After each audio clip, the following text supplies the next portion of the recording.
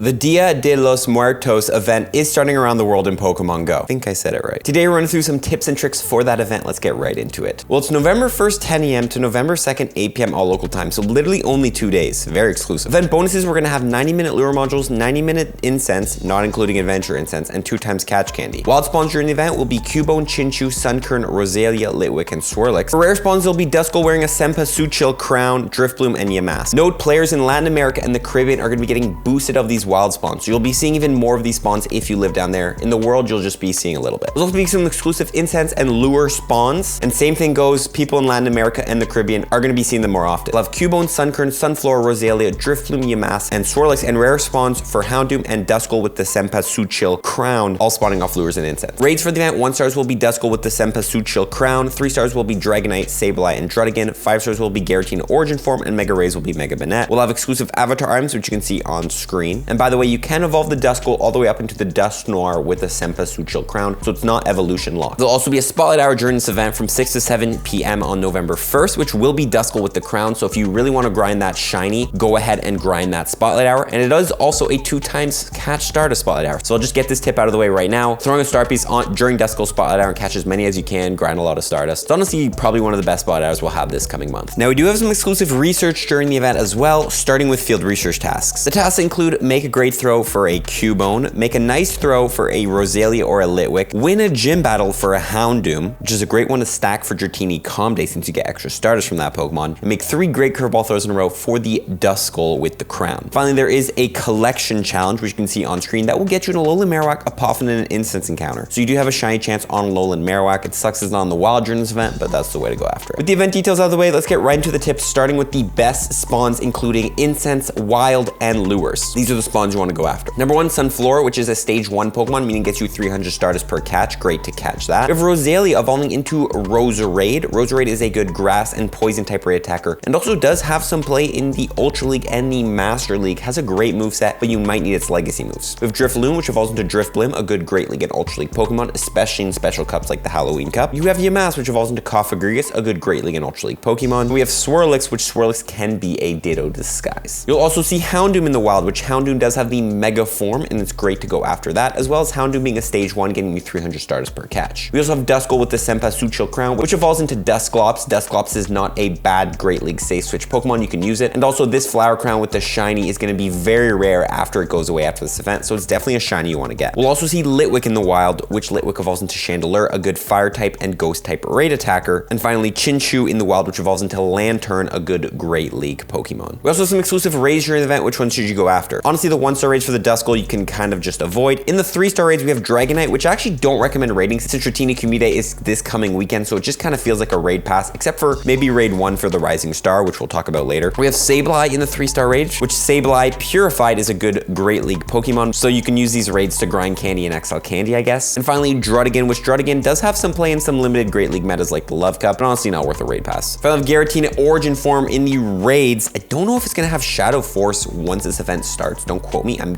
hoping it does. By the way, Shadow Force is the better move actually for Giratina origin. I made a mess up in my last video, I had my stats wrong, so definitely have Shadow Force on your Giratina if you're using it as a raid attacker, but in PvP it's not necessary. Finally Mega Banette and Mega Rays, which is a very good ghost type raid attack. Now we do have 2 times catch candy during this event. Let's go through how to grind a lot of candy and take advantage of that. Number 1, of course, Pineapple Berries. Regular Pineapple Berries multiply your catch candy by 2 and silvers by 2.344. You can also Mega Evolve a Mega Pokemon. Depending on the level of that Mega, you can see the values here. You will get extra candy, XL candy if you're level 31, and XP for catching Pokemon. What Mega should you Mega Evolve during this event? Well, I recommend Mega Evolving a Mega Gengar. Reason being, we have Litwick, Yamask, Drifbloom, and Roselia, which are like the only 4 meta relevant Pokemon during this event with candies and XL candies, and Gengar hits all of those, as well as hitting the raid boss Giratina origin form and Mega Banette. So I think it's pretty clear you want to Mega Evolve a Mega Gengar. You can also trade after the event to get extra candy. If you don't know in Pokemon Go, every time you trade away a Pokemon, you get 1 free candy, and you even have a small chance of getting an XL candy. If the distance between those 2 Pokemon being traded is over 100 kilometers, you're going to be getting 3 free candy, as well as a guaranteed XL candy if you're above level 31. Honestly, grabbing any of these meta relevant Pokemon, like I'd say Yamask, Houndoom, Litwick, anything good with candies and XL candies, you can go ahead and trade away to get extra candies. Finally, transferring these Pokemon on the 22nd, which is Petalil Spotlight Hour from 6 to 7 p.m. when there's going to be 2 times transfer candy. Save any of these Pokemon you want a lot of XL candies for, specifically even like Giratina origin forms. Don't transfer them yet. Save them until that Spotlight Hour to transfer them spawn then to get extra candy, since you're gonna be getting ×2. Now, since this event does have boosted time on incense and a lot of exclusive incense spawns, let's go through the incense refresh trick, allowing you to get more spawns off your incense. When you find your incense is not spawning Pokemon fast enough, or you're waiting for that next spawn, try opening and closing your friends list a lot of times. What that does is it refreshes the map spawns, and if that incense is taking a little bit extra time to come in, opening that friends list will manually refresh it, and that incense spawn will come in faster. It's a great trick to use. Go ahead and open that friends list anytime you're using that incense. Also, if you do want to evolve Spritzee, it does require you to use an incense when it's your buddy. So if you do plan on using incense this event and you plan on evolving a Spritzee, just make it your buddy, 2 birds, 1 stone. Finally, we'll end it off with some platinum medal tips. You need 35 platinum medals, go from level 48 to 49 in Pokemon Go. And no matter the level that, you should start working on this now because it's not easy to get these medals. Number 1, of course, we have like the ghost type medal and the grass type medal. We have a variety of these types of spawn in the wild. If you haven't completed all of your type medals and there's a Pokemon spawning during the event that is that type, work on those. We also have the Rising Star medal, defeat 150 species of Pokemon in raids. This is the only time I would raid one of the Dragonites, but take a look at the raid roster, raid every single one of these Pokemon at least once if you haven't. Note, by the way, the Duskull does count as a separate species because costume Pokemon are not the same species as their regular form. I know it's weird. But raid each Pokemon once to work on this medal. You also have the Picnic medal. Use a lure module to help any trainer catch 2,500 Pokemon. 90-minute lure modules. You see where I'm going with this. Go to a busy area, drop lures. A lot of trainers will be catching those Pokemon off lures working on this medal. I actually highly recommend using the premium lures during this event because premium lures have a faster spawn rate than